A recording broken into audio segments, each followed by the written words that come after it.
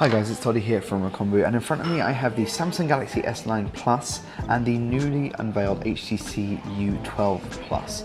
Now this is obviously HTC's new flagship. The company isn't planning on producing a secondary flagship later in the year like last year with the u11 and the u11 Plus. They're just having this one phone, so there's no u12, it's just the u12 Plus, and that is going to be the phone that takes them through the whole of 2018 by the sounds of it. I might be wrong, they might change their minds down the line, but so far that's what we know. So this is the phone that's going to have to fight off everything following, but it already has a whole host of hot competition, including the likes of this, Samsung's S9 Plus, which launched earlier this year. They already have a whole host of stuff on this and the smaller S9. You should check that out on the channel if you haven't already, and hit the subscribe button and the bell. You'll be the first to know when we post more on the u12 Plus too.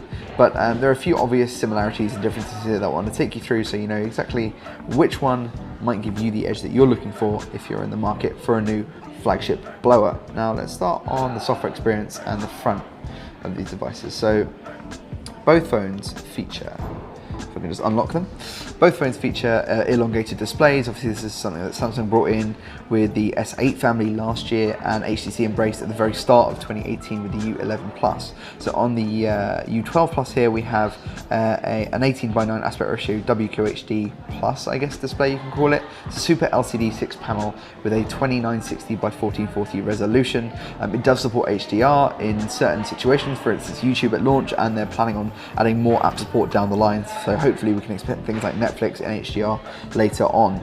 The Galaxy S9 Plus meanwhile features a 6.2 inch panel, this is a 6-inch panel I should say, with an 18.5:9 aspect ratio and that same 2690x1440 resolution. It uses an AMOLED panel, Super AMOLED, Samsung's tried and true tech.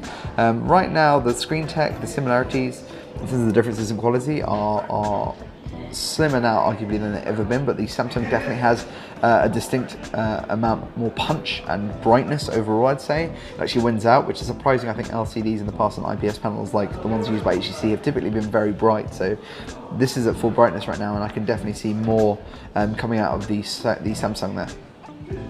Also, whilst we're here, the elongated display means the interface is slightly different. So you have full on-screen buttons for all your navigation.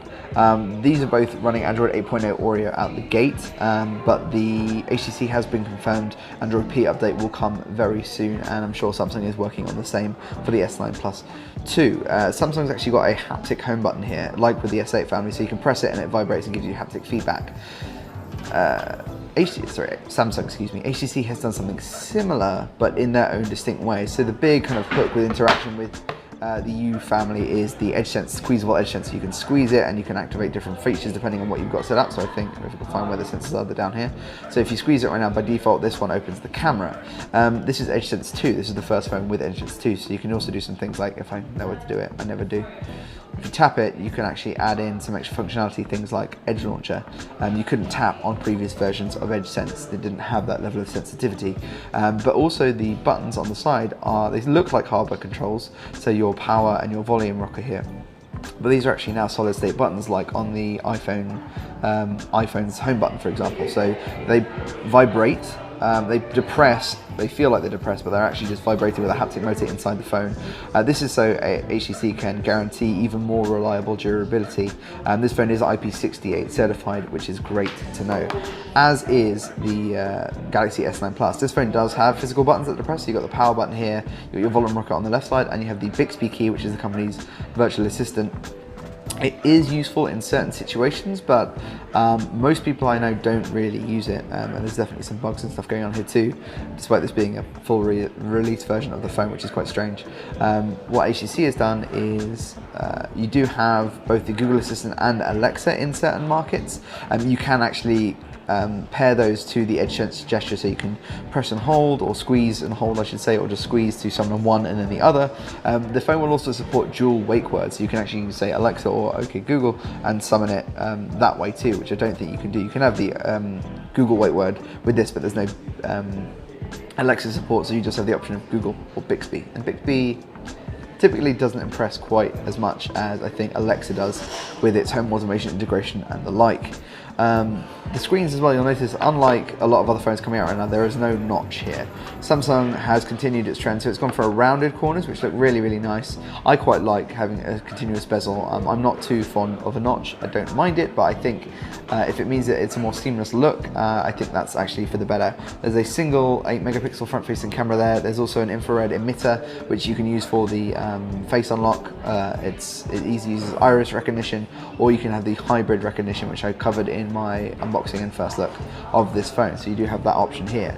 The HTC does also feature a face unlock of its own, but it uses these new dual cameras, so you have no infrared sensor here. It's just based on light, and this phone will actually brighten its screen up at night if you're trying to use face unlock in dark environments. But you have two 8 megapixel sensors here. They give you depth and bokeh in portrait mode if you're taking a selfie, but they can also be used to use depth data to unlock with your face as well. And HTC says it's quite quick. We haven't tested it out, this isn't final software, but the fact that it's on there is nice, and hopefully it'll work well enough to be an impressive feature.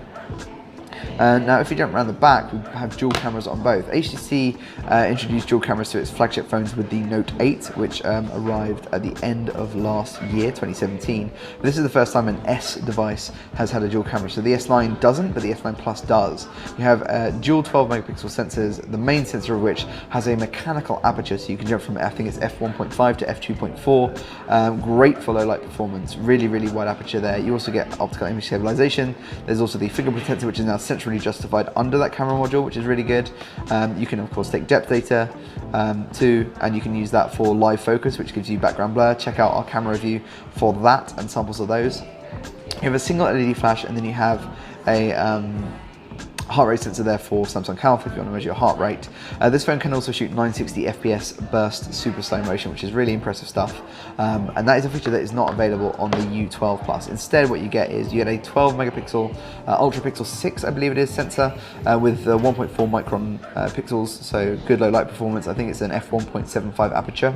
Then there's a 16 megapixel secondary sensor that gives you, just like on the S9 Plus, 2 times optical zoom, and then you get improved digital zoom as well, up to 10 times.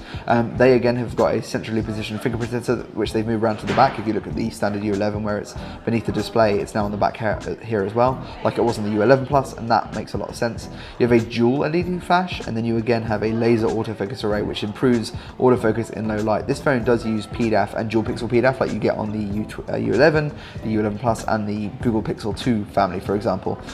This phone does also feature dual pixel, but the laser, HTC says, will improve low light recording. Now I mentioned the slow motion recording here. This phone can shoot up to 4K at 60 FPS with optical image stabilization and electronic image stabilization, which is really impressive, but you can also shoot full HD at up to 240 FPS slow motion, because HTC wanted to focus on giving you longer slow motion recording times with audio, something you don't get when you use burst mode on the S9 Plus's 960 FPS super slow motion. But you do also get slower, or faster I should say, slow motion recording at lower frame rates.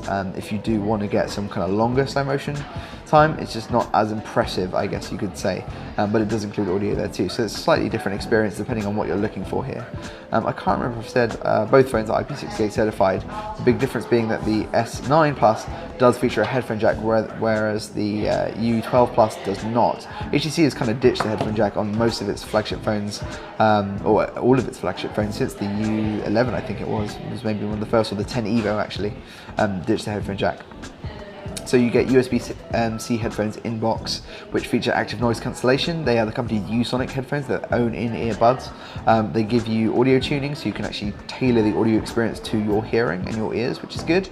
HTC does include tuned AKG buds in box, I believe, with the S9 and S9 Plus. So you do get some improved audio quality from the headphones out the gate, even though they're not the most advanced headphones in the world.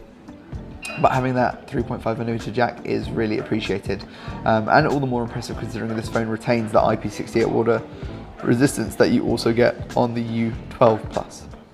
So let's jump into some other features here. We talked about the camera, we talked about edge sense, we talked about the software experience. So on the inside, in the US and certain other markets, this phone runs a Qualcomm Snapdragon 845, the latest flagship chipset from Qualcomm. In the European, I believe it's rocking a 9810, Exynos 9810, which is Samsung's own chipset, backed up by 6GB of RAM. That's very similar to what we're working with here in the U12 Plus. The U12 features the Snapdragon 845 in all markets, I believe it is, backed up by 6GB of RAM in all markets. The main difference being storage. So the S9 Plus features, I believe it's 128GB of internal space by default, with microSD expandability up to 2 terabytes if I'm not mistaken, whilst the U12 Plus features 64GB of internal storage with microSD expandability up to 2 terabytes as well, excuse me. The last thing I think I need to check is battery capacity. So we have a 3,500 mAh cell in the U12 Plus, so it's actually smaller than the one found on the U11 Plus from earlier this year, which was near enough to 4,000 mAh, and instead you get Quick Charge 4.0 support via that USB-C connection, even though there's only a Quick Charge 3.0 charger in box. The same is true of the S9 Plus. This phone also features a 3,500 mAh cell with the company's own fast charge tech, but it does also support wireless charging and fast wireless charging, which you simply don't get on the HTC. So if you want wireless, which I use all the time, I have an iPhone 10 and an S9 Plus, and I love wireless. I think it's extremely convenient. So that feature is not available to you on HTC yet, which is a bit of a bummer. But nonetheless, you still get that super fast quick charge tech with the U12 Plus if you do want to use it.